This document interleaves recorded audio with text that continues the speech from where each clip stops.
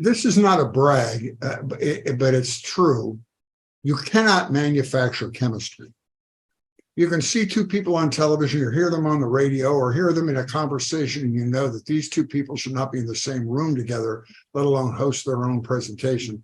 But we just have a natural thing that was born out of our friendship, really, and our common interest in stuff.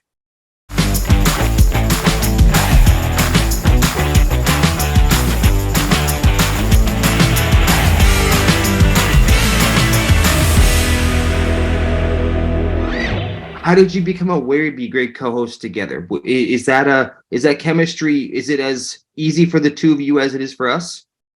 Yes, absolutely. We know each other quite well. It's very natural. And I've been podcasting since you could. So you go back to like 2005, whenever you got that new iPhone that said, would you like to listen to a podcast? And then you said, what's a podcast? And then the adventure begins. So I've been doing it from jump, and Fritz was contractually obligated to not speak outside of his news job about anything that did not concern us, weather pattern. Your newsman cannot have an opinion. That's very distracting, especially now in our, divided sensibilities. They just didn't want you to say anything smart that would embarrass the station. That's all. Right. So you couldn't do commercials. I mean, it makes sense. If you're talking about the weather, you don't want to be thinking, oh, this guy sells batteries. You just you want to just get your weathercast. So as soon as he retired, we jumped on board together, because I have done 4 podcasts before this one, and I was prepared in terms of what a podcast requires, and how difficult it is. And there's just a lot that's required. And so for Fritz, I just need his mind, his preparation, his wit, and his fascination with all things interesting. And he's more than ready to take on the podcasting world. He's the best. And this is not a brag, but it's true. You cannot manufacture chemistry. You can see two people on television, or hear them on the radio, or hear them in a conversation, and you know that these two people should not be in the same room together, let alone host their own presentation. But we just have a natural thing that was born out of our friendship, really, and our common interest in stuff. One of our sweet spots is baby boomer and older music, old rhythm and blues. Wheezy's interest in music goes back to the old harmony groups like the Mills Brothers, because she was personal friends. So all those things we find fun. And so when we get in there, I think that the fun we're having resonates to the audience. I hope it does. Yeah, we geek out together, and it's like watching Jimmy Fallon.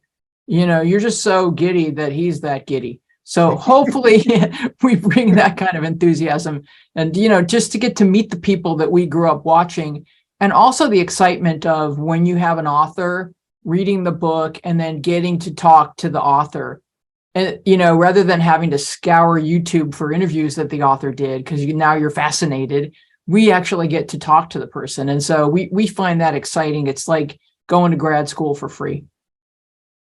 I have to tell you this.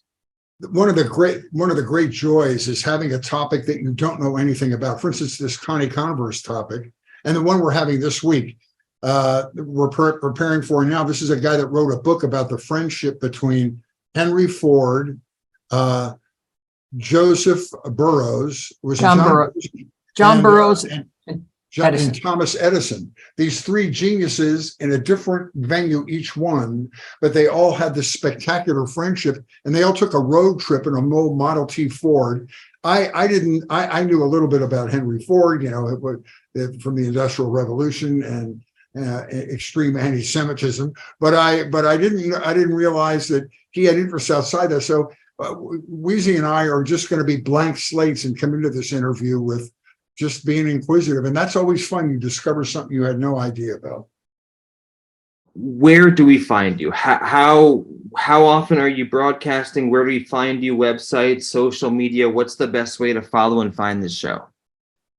Anywhere you type Media Path Podcast, it's gonna come up. So depending on what apps that you have, or just the internet in the browsing window, Media Path Podcast, you'll find our website. The only thing that makes podcasting unique is it's wherever you are. Our podcast is on YouTube, so you at least know how to do YouTube.